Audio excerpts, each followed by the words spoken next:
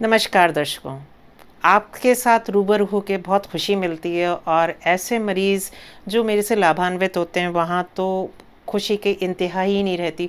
तो मुझे लगा कि आज मैं कुछ ऐसे टॉपिक के बारे में बात करूँ जो आम इंसान को कम कॉस्ट में मिलता है और ये एक साधन है जिससे कि जो निसंतान दंपत्ति हैं उसको ट्राई कर सकते हैं।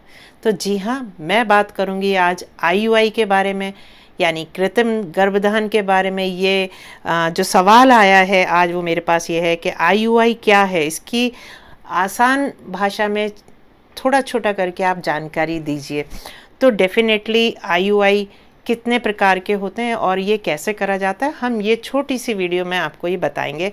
और जी हाँ दर्शकों, मैं आपकी host doctor Arshi Iqbal, Arshi fertility centre Kota Rajasthan से, और मेरे यहाँ निसंतान से संबंधित सभी सेवाएं उपलब्ध हैं जिसमें IUI, IVF, ICSI, donor services, ऐसी जो भी विधि जो एक निसंतान दंपत्ति को चाहिए वो सारी अवेलेबल हैं। पीजीडी, पीजीएस, लेज़र हैचिंग और जो आप बोलें।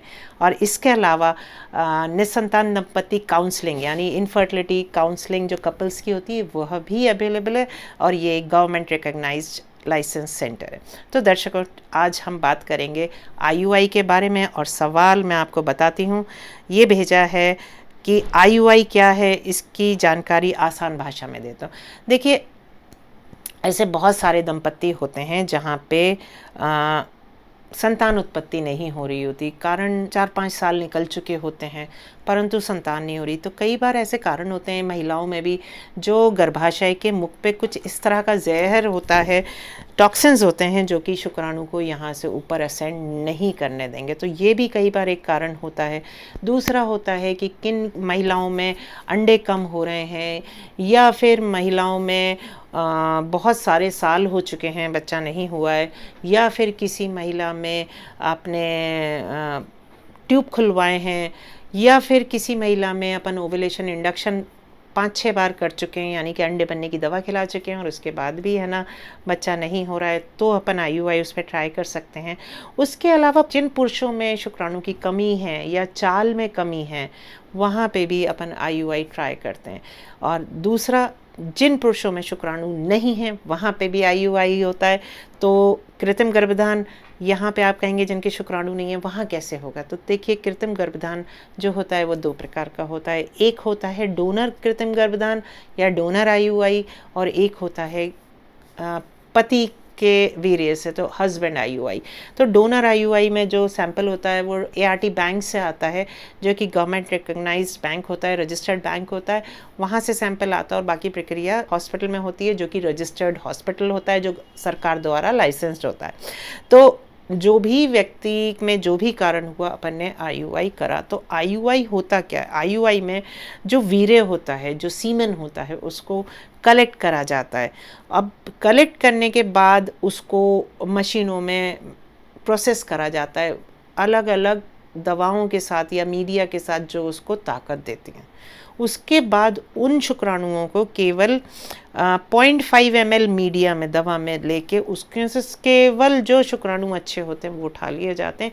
इसके विभिन्न प्रकार होते हैं करने के, वो मैं अभी यहाँ नहीं बात करूँगी।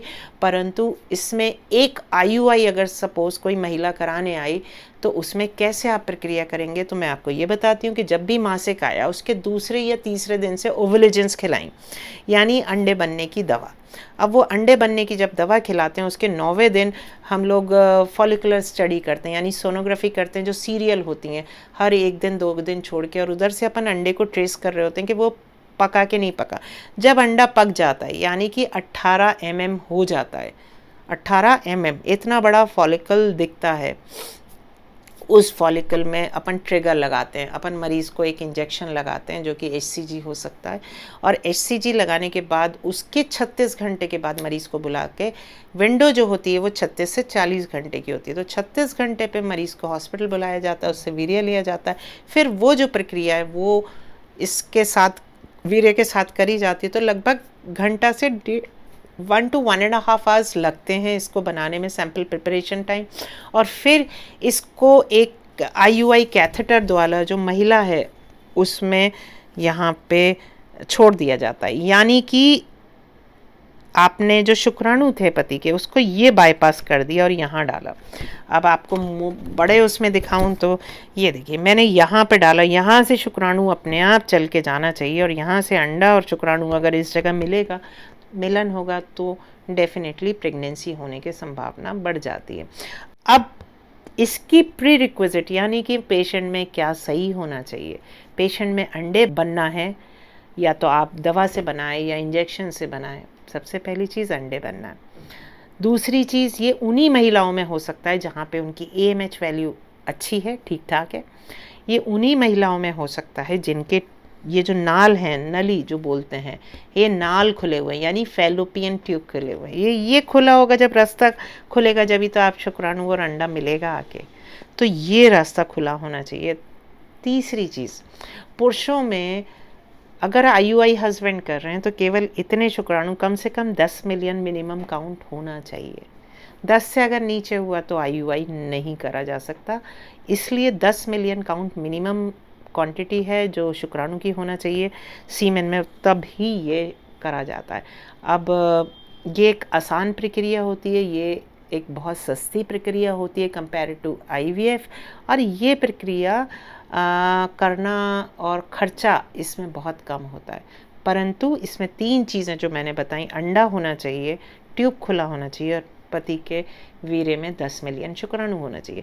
अब किसी पति में शुक्राणु नहीं है, एजोस्पर्मिया है, तो उसमें डोनर बैंक से ना एफिडेविट लगता है, फ़ोटोज़ लगते हैं, आधार कार्ड लगता है और उसके बाद डोनर बैंक से सैंपल आता है, उस सैंपल को प्रोसेस करके डाला जाता है, तो वहाँ पे IUI डोनर होता है। और इसके पहले कंसेंट्स लगती हैं। अगर बहुत सारे सवाल आते हैं मेरे पास कि मैं किसी को ले आऊँ तो उसका डाल देंगे, तो ऐसा नहीं होता। ये एक कानूनी प्रक्रिया है, इसमें कानून लागू है और 2023 से कानून लागू हो चुका है। ऐसा नहीं हो सकता, ये डोनर बैंक से ही वीर्य आएगा। जो डोनर सैंपल है, डोनर सैंपल डोनर बैंक से ही आता है और ये रजिस्टर्ड सेंटर पर ही आ सकता है और इसमें रजिस्टर्ड डोनर ही यूज़ करा जाता है। और आजकल 1-to-1 डोनर सिस्टम हो गया है कि एक डोनर एक रेसिपिएंट, तो डेफिनेटली ये एक कानून के तहत काम होता है, ये मेरे और आपके हिसाब से नहीं हो सकता। और IUI हस्बैंड ईजी है, सस्ता है, IUI डोनर थोड़ा सा महंगा होता है। और IUI की प्रक्रिया कम से कम 3 से 6 बार कर सकते हैं IVF के पहले जाने के। लेकिन फिर मैं बोलूँगी, बहुत सारे लोग मुझसे आके कहते हैं कि आप IVF नहीं करके IUI कर दीजिए। बिल्कुल मैं IUI करती हूँ उन दंपतियों के जहाँ पे ये नाल खुले हुए हैं, या अपन दूरबीन से पहले नाल खोलें उसके बाद IUI करें। उम्मीद है आपको ये संक्षिप्त में जानकारी अच्छी लगी होगी।